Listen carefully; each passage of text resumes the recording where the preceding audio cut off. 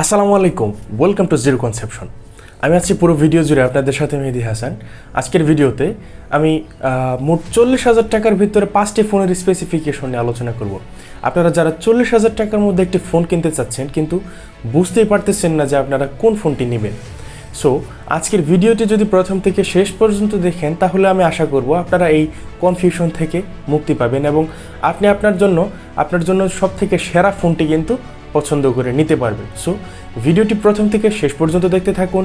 আর এখনই চলে যাব মূল ভিডিওতে চলে যাওয়ার আগে আমার চ্যানেলটি যদি আপনি সাবস্ক্রাইব করে না থাকেন তাহলে অবশ্যই চ্যানেলটি সাবস্ক্রাইব করে ভিডিওটিতে একটি লাইক করে আপনি আপনার হাজিরা দিয়ে কিন্তু পাশেই থাকবেন।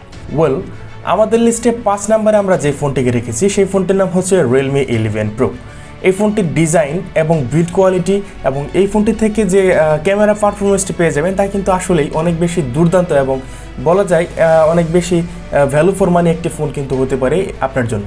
এই ফোনটি বাংলাদেশ মার্কেট থেকে 128GB ভ্যারিয়েন্টে পেয়ে যাবেন 35,000 টাকা। এই ফোনটি 35,000 টাকার কিছুটা উপরে অথবা কিছুটা নিচে কিন্তু আপনারা পেয়ে যাবেন, তার কারণ হচ্ছে আনঅফিসিয়াল ফোনের দাম কিন্তু আপ ডাউন করে, সেটি কিন্তু আপনারা অবশ্যই জানেন। এবার জানেন না যে কী স্পেসিফিকেশন অফার করছে Realme 11 Pro আমাদেরকে।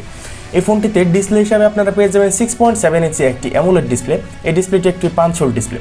ডিসপ্লেটির রেজুলেশন হচ্ছে 1080x2412 পিক্সেল এবং এখানে সেই সাথে থাকবে 394 PPI ডেন্সিটি, HDR10+এর সাথে 120 হার্জের হাই রিফ্রেশ রেট পাবেন এবং 950 নিটস পিক ব্রাইটনেস পর্যন্ত কিন্তু উঠতে পারে এই ফোনটির ডিসপ্লে। এবার জেনে নেওয়া যাক এই ফোনটিতে হার্ডওয়্যার সেকশনে কী থাকছে।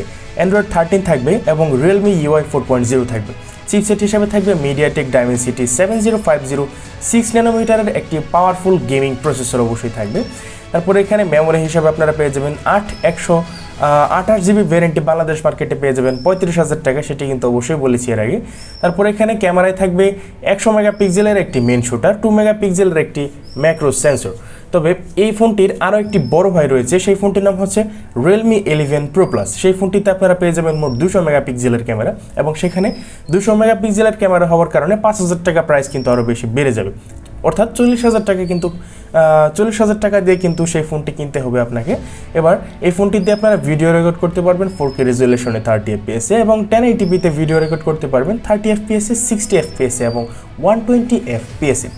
সেলফি ক্যামেরা হিসেবে এখানে পেয়ে যাবেন 16 মেগাপিক্সেলের একটি সেলফি শুটার এবং এই সেলফি শুটারটি দিয়ে ভিডিও রেকর্ড করতে পারবেন 1080p-তে 30 FPS-এ। কানেক্টিভিটির কথা বলতে গেলে wifi, Bluetooth, NFC, USB Type-C port, FM radio এসব কিন্তু থাকবে এবং ফিঙ্গারপ্রিন্ট থাকবে এই ফোনটির ডিসপ্লেতে। তারপরে সাউন্ডের কথা বলতে গেলে এখানে স্টেরিও স্পিকার থাকবে এবং কোনো 3.5mm জ্যাক কিন্তু থাকবে না। ব্যাটারি হিসেবে এখানে পেয়ে যাবেন 5000 mAh-এর একটি ব্যাটারি এবং আরেকটি কথা বলতে কিন্তু আমি ভুলে গিয়েছি, এই ফোনটিতে কিন্তু OIS থাকবে অবশ্যই। তারপর এখানে 67 ওয়াটের একটি ফাস্ট চার্জার কিন্তু থাকবে।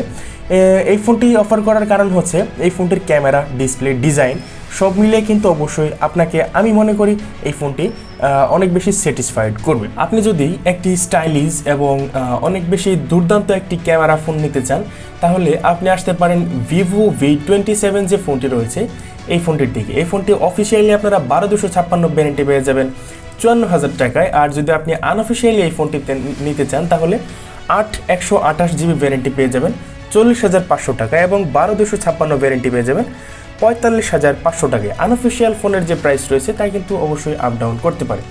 সো এবার জেনে নেওয়া যায় কী স্পেসিফিকেশন অফার করছে আমাদেরকে। এই ফোনটিতে ডিসপ্লে হিসেবে পেয়ে যাবেন 6.78 ইঞ্চি একটি অ্যামোলেড ডিসপ্লে এবং এই ডিসপ্লেটির রেজুলেশন হচ্ছে 1080x2400 পিক্সেল, 388 PPI ডেন্সিটি পেয়ে যাবেন, 120 হার্জের হাই রিফ্রেশ রেটের পাশাপাশি এই ডিসপ্লেটি কিন্তু সাপোর্ট করবে HDR10+-এর সাপোর্ট। এখানে হার্ডওয়্যার সেকশনে থাকবে অপারেটিং সিস্টেম হিসাবে Android 13 এবং ফোন টাচ 13 থাকবে কিন্তু UI হিসেবে। তারপরে চিপসেট হিসেবে এখানে পেয়ে যাবেন MediaTek Dimensity 7200 4 ন্যানোমিটারের এই চিপসেটটি। এটি দিয়ে আপনারা মোটামুটি গেমিং করতে পারবেন, তবে এই ফোনটি বানানো হয়েছে মূলত ক্যামেরাকে ফোকাস করে। তারপরে এখানে ক্যামেরা হিসাবে থাকবে 50 মেগাপিক্সেলের একটি মেন শুটার, 8 মেগাপিক্সেলের একটি আলট্রাওয়াইড ক্যামেরা এবং 2 মেগাপিক্সেলের একটি ম্যাক্রো সেন্সর কিন্তু পেয়ে যাবেন।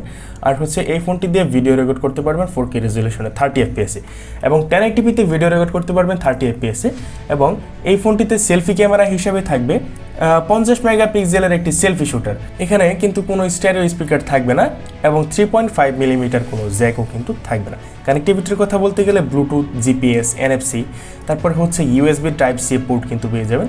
ফিচার্সের কথা বলতে গেলে এই ফোনটির ফিঙ্গারপ্রিন্ট থাকবে এই ফোনটির ডিসপ্লেতে, আন্ডার ডিসপ্লে ফিঙ্গারপ্রিন্ট থাকবে এবং এই ফোনটিতে আমার কাছে মনে হয়েছে একটি দিক থেকে একটু ল্যাকিংস রয়েছে, সেটি হচ্ছে এই ফোনটির ব্যাটারি।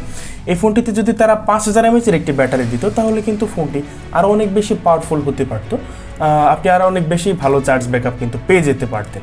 এখানে ব্যবহার করা হয়েছে 4600 mAh একটি ব্যাটারি এবং এই ব্যাটারিটিকে চার্জ করতে আপনার ফোনের বক্সে পেয়ে যাবেন 66 ওয়াটের একটি ফাস্ট চার্জার। 19 মিনিটে এই ফোনটি 50% পর্যন্ত চার্জ করতে পারে। ভিভো কিন্তু এটি নোটিস করেছে। যারা একটি ক্যামেরা ফোন চান এবং স্টাইলিশ একটি ফোন চান তারা কিন্তু অবশ্যই এই ফোনটির দিকে আসতে পারেন। আপনি যদি গেমিং করতে পছন্দ করেন আর আপনি যদি একটি গেমিং ফোন নিতে চান তাহলে আপনি অবশ্যই আমাদের লিস্টে থাকা 3 নম্বরে যে ফোনটি রয়েছে সেই ফোনটির দিকে কিন্তু আসতে পারেন। এই ফোনটির নাম হচ্ছে ভিভো আইকো নিও 7। এই ফোনটি বাংলাদেশে পাওয়া একটু রেয়ার হতে পারে, তবে আপনি যদি বসুন্ধরায় একটু খোঁজাখুঁজি করেন বা যমুনা ফিউচার পার্কের দিকে যদি একটু খোঁজাখুঁজি করেন তাহলে কিন্তু অবশ্যই এই ফোনটি আপনি পেয়ে যাবেন। গেমিংয়ের জন্য এটি আপনার জন্য একটি রিকমেন্ডেড একটি ফোন থাকবে আমার পক্ষ থেকে। এই ফোনটি বাংলাদেশ মার্কেট থেকে 128 জিবি ভ্যারিয়েন্টে পেয়ে যাবেন 44,000 টাকা। আনঅফিসিয়াল ফোনের প্রাইস কিন্তু আপ ডাউন করে, সেটাই কিন্তু এর আগেও বলেছি। এবার জেনে নেওয়া যায় কী কী স্পেসিফিকেশন থাকছে এই ফোনটিতে। ফোনটিতে আপনারা পেয়ে যাবেন 6.78 ইঞ্চি একটি অ্যামোলেড ডিসপ্লে এবং এই ডিসপ্লে সাপোর্ট করে 16 মিলিয়ন কালার। ডিসপ্লেটির রেজুলেশন হচ্ছে 1080x2400 পিক্সেল। এখানেও কিন্তু 388 পিপিআই ডেন্সিটি থাকবে। তারপরে হচ্ছে মাল্টিটাস্ক করতে পারবেন। এই ফোনটিতে HZ10+ এর সাপোর্ট থাকবে, 120 হার্জের রিফ্রেশ রেট থাকবে, 500 নিটস পিক ব্রাইটনেস থেকে 1300 নিটস পিক ব্রাইটনেস পর্যন্ত কিন্তু উঠতে পারে এই ফোনটির ডিসপ্লে। এবার আসা যাক এই ফোনটির হার্ডওয়্যার সেকশনে। এখানে অপারেটিং সিস্টেম হিসেবে থাকবে অ্যান্ড্রয়েড 13 এবং কাস্টম ইউআই থাকবে ফোন টাচ 13।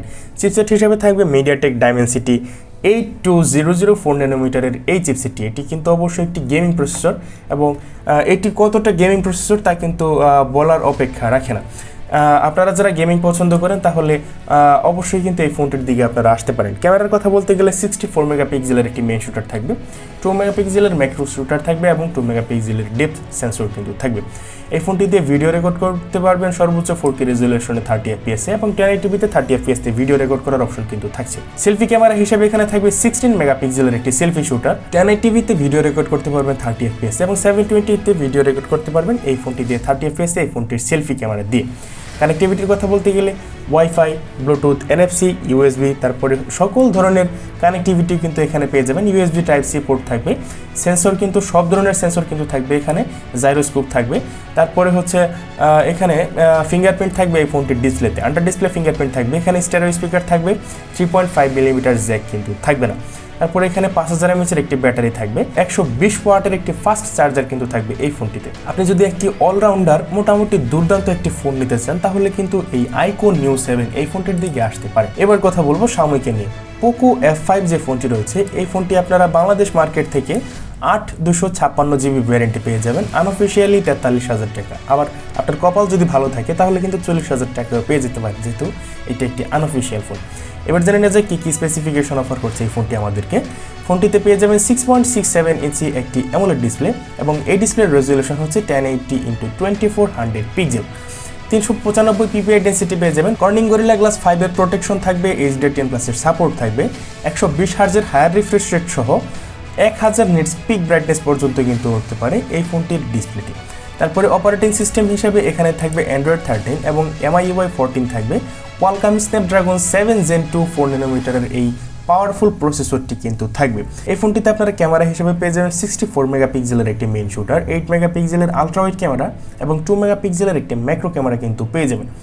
16 মেগাপিক্সেলের একটি সেলফি শুটার থাকবে, 4K রেজুলেশনে ভিডিও রেকর্ড করতে পারবেন 30 fps-এ, 1080p-তে ভিডিও রেকর্ড করতে পারবেন 30 fps-এ এবং 60 fps-এ। এখানে কিন্তু থাকবে ওআইএস এর সাপোর্ট, তারপরে হচ্ছে জাইরোস্কোপ থাকবে। তারপরে এখানে কানেক্টিভিটির কথা বলতে গেলে Bluetooth, GPS, NFC, USB type C port থাকবে। ফিচার্সের কথা বলতে গেলে সাইড মাউন্টেড ফিঙ্গারপ্রিন্ট থাকবে এই ফোনটিতে, 5000 mAh একটি ব্যাটারি থাকবে, 67 ওয়াটের একটি ফাস্ট চার্জার কিন্তু সাপোর্ট করবে এই ফোনটিতে। এবার আসি একটি অলরাউন্ডার ফোনটির দিকে। আপনি যদি চান একটি স্টাইলিশ ফোন নেবেন, আপনার ফোনটি অবশ্যই ক্যামেরা ভালো হতে হবে, ডিসপ্লে ভালো হতে হবে, তারপরে ডিজাইন অনেক বেশি সুন্দর হতে হবে, তাহলে আপনাকে অবশ্যই চোখ রাখতে হবে মোটরোলা এডজ 40 দিকে। এই ফোনটি আপনারা বাংলাদেশ মার্কেট থেকে 8,256 ভ্যারিয়েন্টে পেয়ে যাবেন আনঅফিসিয়ালি 42,500 টাকায়। এবার জেনে নেওয়া যাক কী অফার করছে এই ফোনটি আমাদেরকে। 6.55 ইঞ্চি একটি OLED ক্যাপাসিটিবল একটি ডিসপ্লে কিন্তু থাকবে এই ফোনটিতে, এবং এই ডিসপ্লেতে সাপোর্ট করবে 1 বিলিয়ন কালার। এই ডিসপ্লেটির রেজলিউশন হচ্ছে 1080x2400 পিক্সেল এবং 402 ppi density. 144 hertz high refresh রেটের পাশাপাশি HDR10+ এর সাপোর্ট থাকবে এবং 1200 নিটস পিক ব্রাইটনেস পর্যন্ত কিন্তু উঠতে পারে এই ফোনটির ডিসপ্লে। অপারেটিং সিস্টেম হিসেবে থাকবে অ্যান্ড্রয়েড 13 এবং মিডিয়াটেক ডাইমেনসিটি 8020 এই প্রসেসরটি কিন্তু থাকবে। এটি কিন্তু একটি মোটামুটি ভালো মানের একটি পাওয়ারফুল প্রসেসর। আপনারা হাই গ্রাফিক্সে মোটামুটি ভালো মানের গেমিং কিন্তু করতে পারবেন এই ফোনটির প্রসেসরটি দিয়ে। তারপরে এখানে ক্যামেরা হিসেবে থাকবে 50 মেগাপিক্সেলের একটি মেইন শুটার, 13 মেগাপিক্সেলের একটি আলট্রাওয়াইড ক্যামেরা এবং 2 মেগাপিক্সেলের একটি ডেপথ সেন্সর কিন্তু থাকবে। এখানে সেকেন্ডারি ক্যামেরাটিও কিন্তু অনেক বেশি দুর্দান্ত থাকবে। 32 মেগাপিক্সেলের একটি সেলফি শুটার থাকবে। এই ফোনটি দিয়ে ফ্রন্ট ক্যামেরা এবং ব্যাক ক্যামেরা দুটি ক্যামেরা দিয়ে 4K রেজলিউশনে ভিডিও রেকর্ড করতে পারবেন 30 FPS এবং 1080p-তে ভিডিও রেকর্ড করতে পারবেন 30 FPS এবং 60 FPS। সাউন্ডের কথা বলতে গেলে এখানে 3.5 মিলিমিটার জ্যাক থাকবে না, স্টেরিও স্পিকার থাকবে। কানেক্টিভিটির কথা বলতে গেলে এখানে ওয়াইফাই, তারপরে হচ্ছে bluetooth, NFC, USB Type-C port. ফিচার্সের কথা বলতে গেলে সেন্সর থাকবে, সব ধরনের সেন্সর কিন্তু থাকবে, জাইরোস্কোপ থাকবে, তারপরে হচ্ছে প্রক্সিমিটি থাকবে, কম্পাস থাকবে, ফিঙ্গারপ্রিন্ট সেন্সর থাকবে এই ফোনটির ডিসপ্লে। এখানে ব্যাটারি হিসেবে ব্যবহার করা হয়েছে 4400 mAh এর একটি ব্যাটারি, এবং এই ব্যাটারিটিকে চার্জ করার জন্য আপনারা এই ফোনটির বক্সে পেয়ে যাবেন 68 ওয়াটের একটি ফাস্ট চার্জার এবং 15 ওয়াটের একটি ওয়্যারলেস চার্জিং সিস্টেমও কিন্তু থাকবে। এখানে যদি তারা 5000 mAh এর একটি ব্যাটারি ব্যবহার করতো তাহলে রেটিংয়ের দিক থেকে এই ফোনটি কিন্তু 10 of 10 কিন্তু পেয়ে যেতে পারতো। এখানে আপনার জন্য একটি স্টাইলিশ এবং ওভারঅল একটি দুর্দান্ত ফোন কিন্তু যদি নিতে চান তাহলে এই ফোনটির দিকে আপনাকে অবশ্যই আসতে হবে। সো গাইস, আজকের গুলগপ্প এখানে শেষ করছি। আপনাদের সাথে দেখা হবে নতুন কোনো ভিডিওতে, নতুন কোনো ফোনের আলোচনা নিয়ে। সো আপনারা কোন ধরনের ভিডিও চান অবশ্যই আমাদের কমেন্ট বক্সে জানাবেন। আর হচ্ছে আমাদের ভিডিওটি যদি ভালো লাগে তাহলে অবশ্যই ভিডিওটিতে একটি লাইক করতে কিন্তু ভুলবেন না। দেখা হবে আপনাদের সাথে নতুন কোনো ভিডিওতে। সে পর্যন্ত অনেক বেশি ভালো থাকবেন। আসসালামু আলাইকুম।